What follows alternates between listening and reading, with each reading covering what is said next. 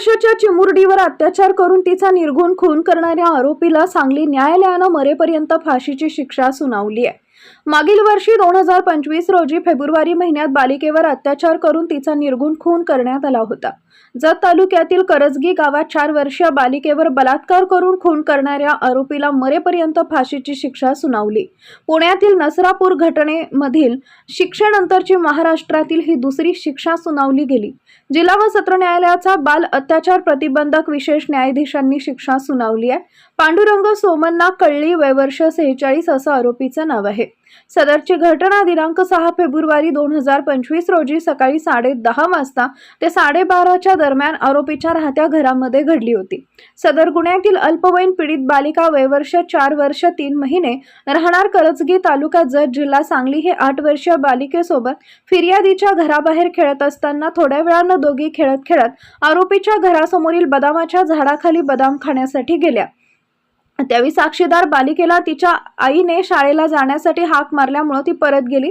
यातील पीडित बालिका ही आरोपीच्या घरासमोर बदामाच्या झाडाखाली एकटी असलेली बघून आरोपीने पीडितेला त्याच्या घरात नेऊन तिच्यावर जबरदस्तीने शारीरिक अत्याचार करून गुप्तांगामध्ये गंभीर इजा करून तिचा खून केला।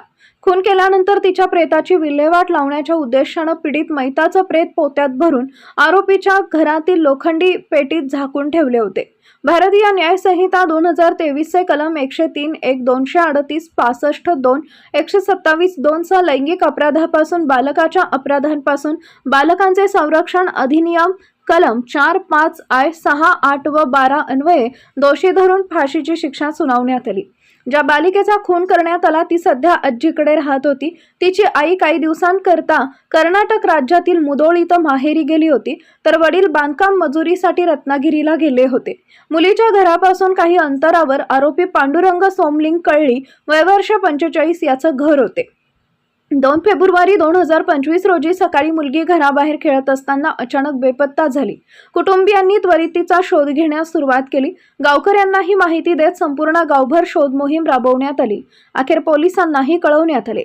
दरम्यान मुलीच्या घराच्या मागे राहणारा पांडुरंग कळली गावकऱ्यांसोबत शोध मोहिमेत सामील होता।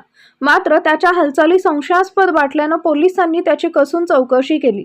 सुरुवातीला पोलिसांना दिशाभूल करण्याचा प्रयत्न केल्यानंतर पोलिसांचा दबाव वाढताच त्यानं गुन्ह्याची कबुली दिली। त्यानं पीडितेचा मृतदेह आपल्या घरातील पेटीत लपवून ठेवल्याची माहिती दिली। पोलिसांनी झडती घेतली असता मृतदेह प्लास्टिकच्या पिशवीत बांधलेल्या अवस्थेत आढळून आला। चिमुरड्या मुलीवर अत्याचार करून खून केल्याच्या घटनेनं संपूर्ण जिल्ह्यात संतापाची लाट पसरली।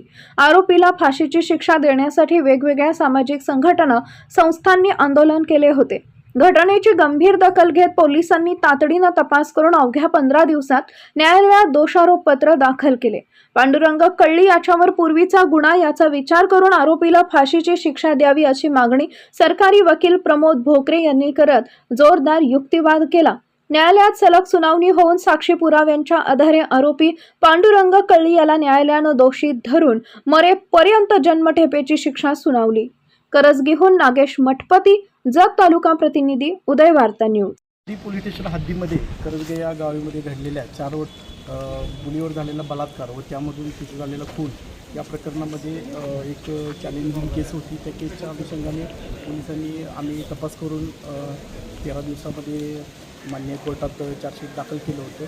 सदर पुराव्याच्या ह्याच्यावर आणि केसच्या अनुषंगाने मान्य DGP सरांनी चांगल्या प्रकारे कोर्टात आमचं केस लढली आणि त्यामध्ये आज आरोपीला फाशीची शिक्षा झाली। सांगली येथील जत करजगी या तालुक्यामध्ये 4 वर्षाच्या चिमुकली मुलीवर जे अमानुष पद्धतीने बलात्कार आणि त्यानंतर अमानुष पद्धतीने जे खून झाला त्या प्रकरणामध्ये विशेष पोक्सो न्यायालयामध्ये आज रोजी अतिशय महत्त्वाचा असा निकाल दिला आहे। त्यामध्ये त्या आरोपीला फाशीची शिक्षा दिली। त्यामध्ये मला सर्वांच्या सहकार्याने फिर्यादीतर्फे काम पाहण्याचा लाभ मिळाला। तसेच मला विशेष सरकारी वकील DGP भोकरे साहेबांचा यांची मदत करण्याची संधी मिळाली।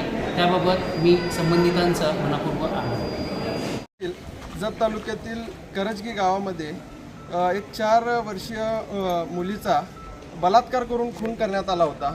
त्या संदर्भात 1.25 वर्ष झालं कोर्टात केस चालू होती आणि आज कोर्टाने त्या आरोपीला फाशीची शिक्षा दिलेली आहे.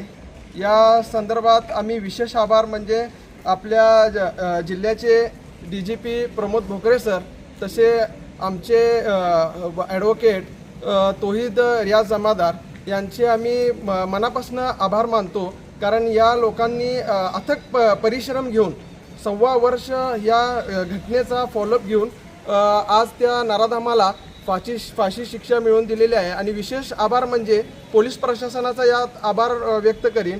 कारण पोलीस अधीक्षक घुगे साहेब, तसेच आमचे मार्गदर्शक सुनील फुलारी साहेब आणि IO कांबळे साहेब या लोकांनी चांगला तपास करून 13 दिवसाच्या आत चार्जशीट दाखल केलेला आहे. हा एक ऐतिहासिकच पोलिसांचा क्रम होता, 13 दिवसात चार्जशीट दाखल करणे.